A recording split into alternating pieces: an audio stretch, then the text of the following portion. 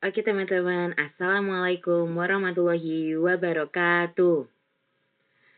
My name is Vika Hebriana, my student number is 092, and today I want to do some assignment from Mr. Faisal, which is the example of morphemic cutting analysis. Jadi di sini saya akan mempresentasikan tentang example of morphemic cutting analysis. Jadi di sini there are three example. The first one is three morpheme, the second is four morpheme, and the last one is five morpheme. So we can analyze together. The first one is irreplaceable.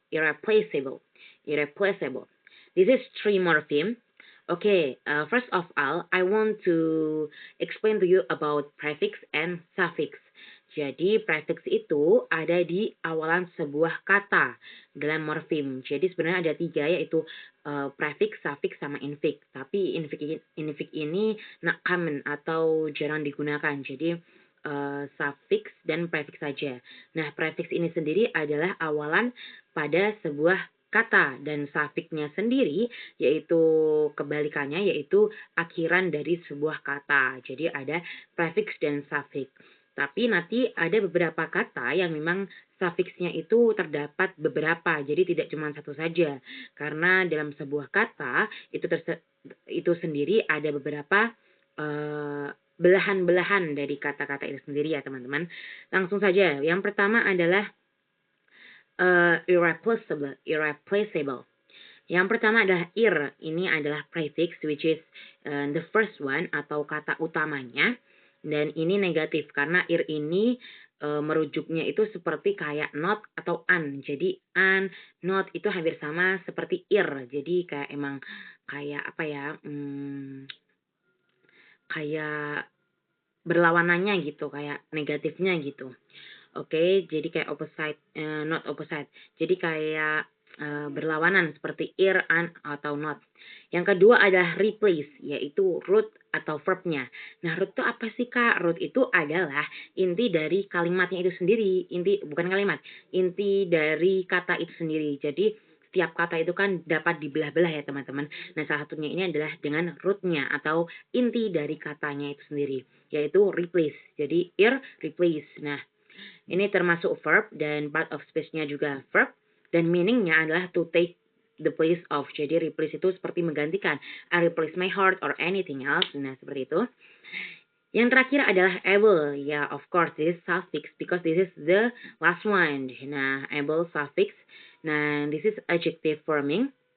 Nah, part of speech-nya ini adalah termasuk suffix dan meaning-nya adalah capable of being. Nah, overall meaning dari irreplaceable ini adalah not capable of being replaced or essential and unique. Jadi tidak bisa tergantikan gitu ya, atau penting seperti itu. Selanjutnya, oke. This is four morpheme. Jadi tadi udah 3, sekarang 4, dan selanjutnya nanti akan 5. Yang selanjutnya, the next one is demilitarization. Nah, kita akan menganalisis bersama-sama. Yang pertama adalah D. This is prefix negatif. Jadi ini juga sama seperti yang ir tadi. D itu prefix dan menuju ke negatif ya teman-teman. Nah, part of speech-nya adalah prefix dan meaning-nya adalah removal of. Yang selanjutnya adalah military atau root-nya. Nah, root-nya ini adalah military karena dari militarization. Jadi root-nya adalah military. Nah, military ini termasuk dari part of speech yaitu adjective. Nah, meaning-nya adalah relating to the military. Jadi ini tentang sebuah kemiliteran gitu ya teman-teman. Yang selanjutnya adalah is atau suffix. Nah, ini adalah verb. Ya, tapi tadi kan root adalah verb Kak, kok ini bisa berubah-ubah ya? Nah, ini tergantung dari sebuah kata itu sendiri teman-teman. Jadi kadang ada yang emang root, tapi ternyata adjektif, ada yang verb, dan yang lain-lain. Nah, seperti itu. Nah, part of speech-nya adalah suffix, dan meaning-nya adalah to make or become. Nah, yang selanjutnya adalah Etienne, dan ini suffix juga, seperti yang saya katakan, bahwa beberapa kalimat memang ada suffix-nya itu ada 2 gitu teman-teman. Nah, jadi ini termasuk noun, Etienne. Nah, part of speech-nya ini suffix dan meaningnya the process or result of, jadi hasilnya, dan overall meaningnya adalah the process of removing military characteristic or control the act of demilitarizing. Jadi seperti mengontrol kemiliteran seperti itu ya teman-teman. Oke, selanjutnya adalah nih, yang 5. Wah, banyak banget nih teman-teman. Sedikit membingungkan ya. Jadi yang terakhir adalah uncharacteristically. Uncharacteristically. Nah, ini yang pertama, itu termasuk pasti prefix seperti yang saya katakan tadi bahwa ir itu hampir sama ya. Jadi termasuk prefix dan itu adalah negatif. Nah, part of speech-nya adalah prefix dan meaning-nya adalah not karena itu adalah sebuah bentuk negatif seperti itu. Nah, karakternya adalah root. Sorry. Nah, karakter ini adalah root. Nah, ini adalah termasuk noun. Nah, part of speech-nya ini adalah noun dan meaning-nya distinctive features of a person or thing. Jadi karakter atau karakternya orang-orang tuh kayak mana gitu ya teman-teman. Karakter gitu pokoknya deh. Nah, yang selanjutnya adalah istik. Nah, ini adalah suffix. Nah, suffix ini termasuk adjektif dan ini sudah masuk di adjektif dan formingnya adalah part of speech. Nah, ini suffix juga dan meaningnya adalah relating to. Jadi kayak berhubungan dengan atau relate dengan apa gitu ya. Dan selanjutnya adalah al atau suffix. Nah, di sini adjektif.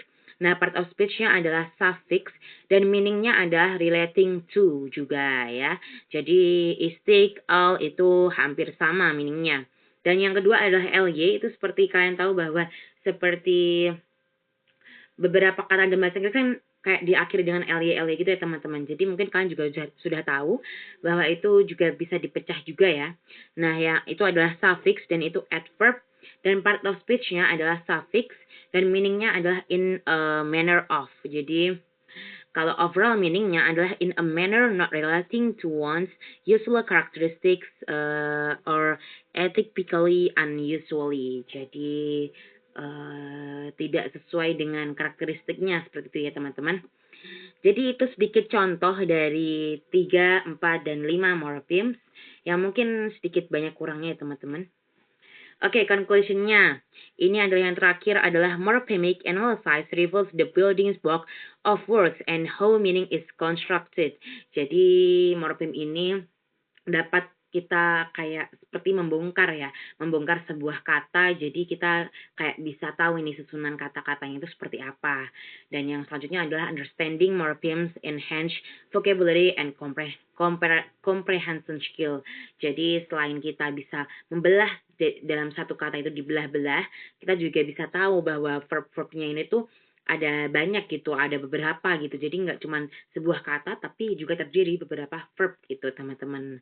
Selanjutnya yaitu, oke, sudah selesai. Jadi, that's all for me about my presentation about morphemes, the analysis of morpheme. Banyak kurangnya, jadi nanti mungkin bisa dibenarkan oleh Mr. Faisal. Dan kurang lebihnya mohon maaf. Wassalamualaikum warahmatullahi wabarakatuh.